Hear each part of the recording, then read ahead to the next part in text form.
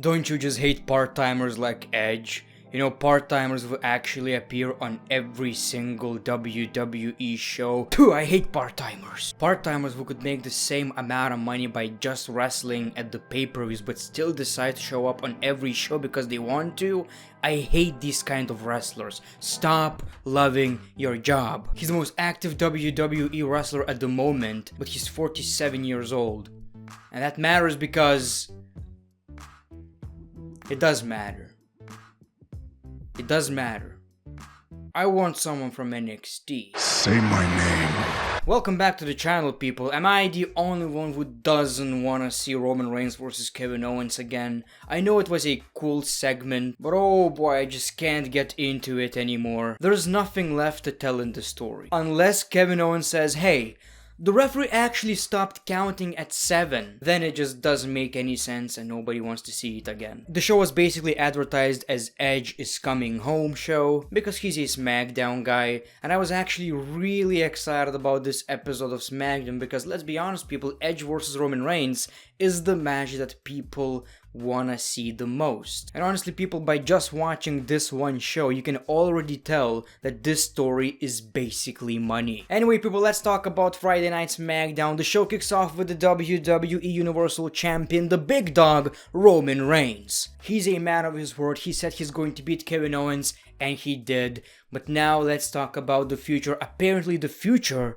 is Edge. He's talking about WrestleMania 37 and Edge's plan, and he doesn't appreciate Edge actually considering who is he going to face at WrestleMania. It's not gonna be Drew, it's not gonna be Finn, it has to be Roman Reigns because he's the most relevant champion. How could you even think about facing someone else? But I'm gonna forgive you. I'm gonna give you time until the end of the show to make your decision. That was a very good promo, man. Make sure to watch it. Basically, Roman Reigns acts like, you know what, you won the Royal Rumble match, but even then you should basically ask me to be in the main event of WrestleMania with me because I'm the main event. And now Edge is considering all these other options. How dare you? Roman Reigns also asked to hit Edge's music, but Edge is not in the building yet. So this was a very good way to kick off the show. Now we have to wait to see what's gonna happen. Will Edge spear Roman Reigns at the end of the show? What Edge is going to do? One thing's for sure, we wanna see something. We wanna... don't necessarily know the answer, because I do appreciate the fact that Edge is actually playing with all the champions. That's pretty interesting, entertaining in my opinion. But I wanted something. I wanted to hear Edge talking about Roman Reigns. And we didn't get it. We saw Dominic Mysterio versus King Corbin for the third time, I think, and this wasn't anything special. Before the match, King Corbin attacked Rey Mysterio, but then Rey Mysterio made it back. He watched the match. Nothing really special, didn't really care, but I did like the ending when Rey Mysterio actually helped Dominic Mysterio to win the match. We got a 619, I believe a frog splash, and Dominic Mysterio won against King Corbin, I believe for the first time, so that is a big deal. Whatever, man, I'm not into that story that much, but I will say WWE would be stupid not to have Dominic and Rey Mysterios in a SmackDown Tag Team Championship match at WrestleMania. That is money. That is the biggest WWE Tag Team Championship match you can have.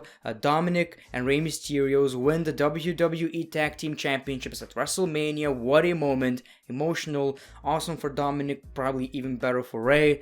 So I would really love to see it. Let me know in the comments below how do you feel about that idea. Dominic's father, Eddie, would be proud. Then we saw Daniel Bryan versus Cesaro 2.0. And that was obviously a good match. These two have so much chemistry. Then again, it's Cesaro and it's Daniel Bryan. These two have chemistry with a burger that I picked out before the video. With a broomstick, with a water bottle, with a toilet seat, and almost with Nia Jax.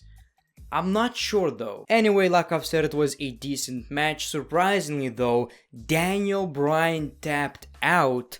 So not only did Cesaro just won the match against Daniel Bryan, but Daniel Bryan tapped out. Two shocking moments. And also, Cesaro is, I believe, a babyface right now. I could be wrong, but he fist bumped Daniel Bryan and that's it. I don't know what's happening, man. I don't see Daniel Bryan at WrestleMania as a big deal anymore. I believe we're gonna get something like an 8-man ladder match, and Daniel Bryan is gonna be in that match. I don't know what's happening. I'm sure Daniel Bryan doesn't mind losing. I've heard he has something to do with it. But as happy as I am for Cesaro, who recently resigned with the WWE, by the way, no, Cesaro, you're gonna win now. Yeah, that is gonna be a common thing. You're gonna win those matches. You're gonna grab the brass ring. You're gonna defeat Daniel Bryan. Will I become the WWE champion one day? You're gonna be in a lot of matches, boy.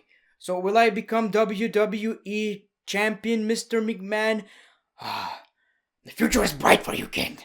WWE, the Swiss Superman. Yeah, Cesaro's gonna win some matches for now, for a couple of months, and then he's going to be buried again because he resigned with the WWE, and that's how it works. A lot of times. Just saying.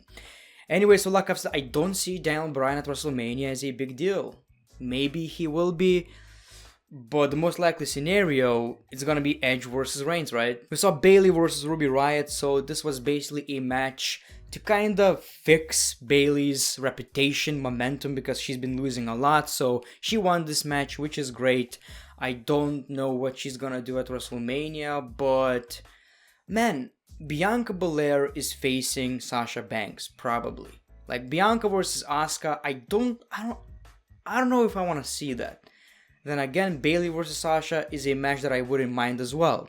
So I don't know what's gonna happen, but I don't see Bayley in a big match at WrestleMania, which is kind of unfortunate. Edge is in the building. We saw Bianca Belair and she talked about WrestleMania 37. We saw Reginald interrupting and he's talking about how Bianca Belair could beat Asuka, but she could not beat Sasha Banks. She couldn't even beat Carmella. We got Carmella and then we saw Sasha Banks. Sasha basically said, you may be the strongest, you may be the toughest, but you're definitely not the best. But Sasha Banks wants Bianca Belair to choose Sasha Banks at WrestleMania. We saw Bianca Belair whipping Reginald with her hair, and that was wildly entertaining. I actually really like Reginald.